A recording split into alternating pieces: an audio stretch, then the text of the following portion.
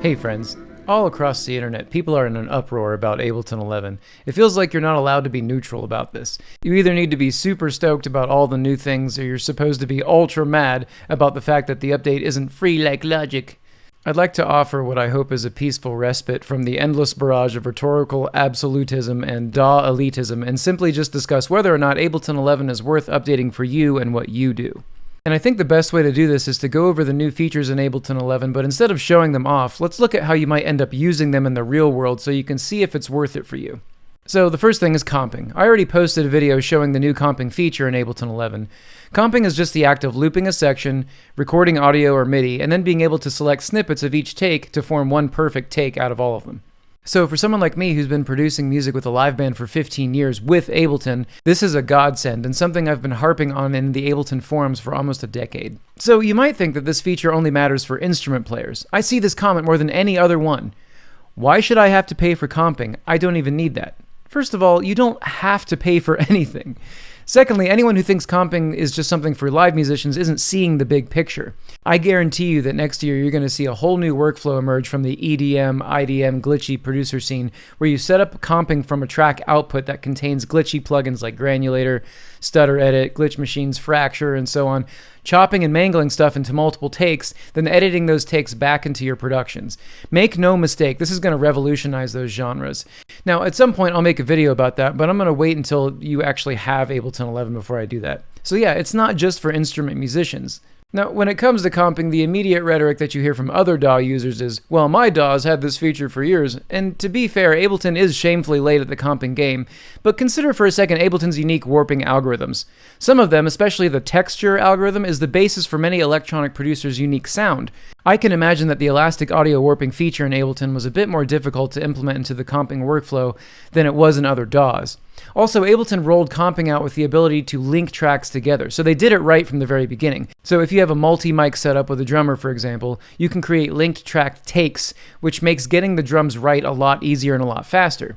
So anyone who's being reasonable and knows what it's like to endlessly edit drum hits can see how powerful this is, especially when you combine this with the warping algorithms. Okay, next, MPE.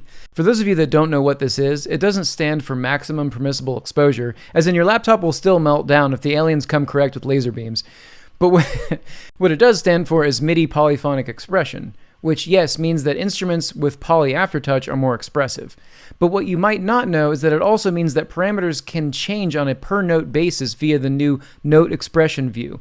This opens so many new creative doors. Think about a chord that shifts into another chord where each note bends up or down into the new one.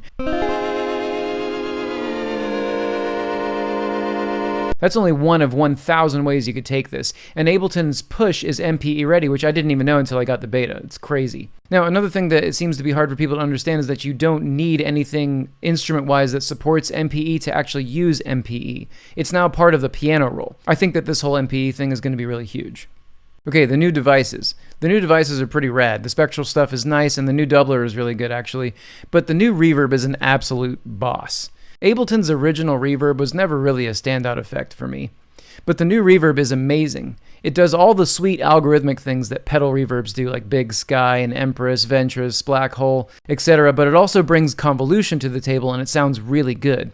Honestly, it's amazing. Before I had this new verb, I would instantly go to Valhalla, my UAD verbs, Pro R, Altiverb, Convolution for Max for Live, but now I'm all hybrid reverb. But does that mean that you're going to be left in the dust if you don't get this reverb? Unless you count the fact that you can import any sound into the convolution part and use that as an IR, which opens up a whole weird new world of sound design, there really isn't anything new here other than that this reverb brings all the verbs available in the world together into one device. I really do have to admit that this verb is likely going to kill my need for much of my other reverb plugins because it can cover so much sonic ground. But yeah, 90% of what this reverb is capable of can be created with other devices available already in the world. And this brings me to one of the big points I want to make. You gotta be careful out there. Many of us have a bad case of gas. Or gear acquisition syndrome. We always want the latest and greatest things. The idea we use to justify this is that if I get this new gear, then I'll be a better musician. Or if I get this gear, I'll have a better chance at breaking through and making it. But consider this. Aphex Twin created one of my favorite electronic songs of all time, the Bucephalus Bouncing Ball, which is likely named after Alexander the Great's horse's balls. Which is hilarious, but if you've never listened to this tune with headphones on in a dark room in an enhanced state, you're in for a treat.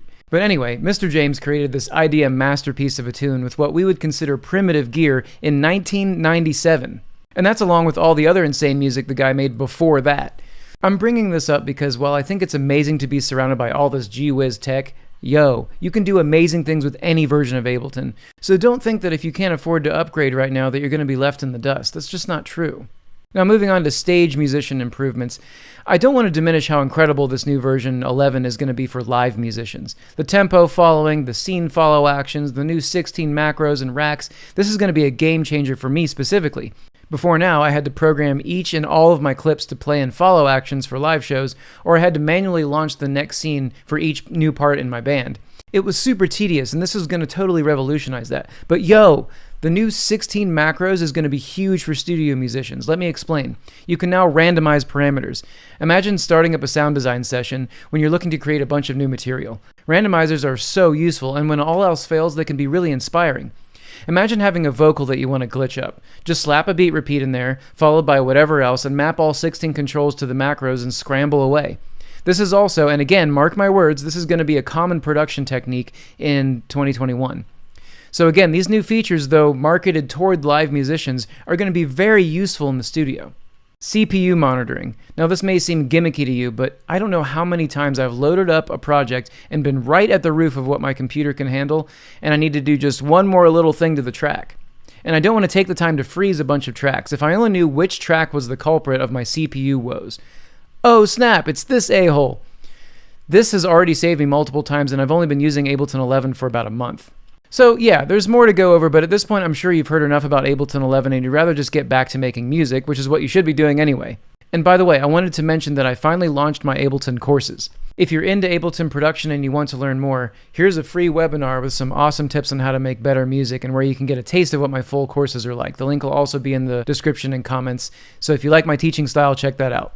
Anyway, like, comment, subscribe, and thanks for watching, everybody. I'll see you next time.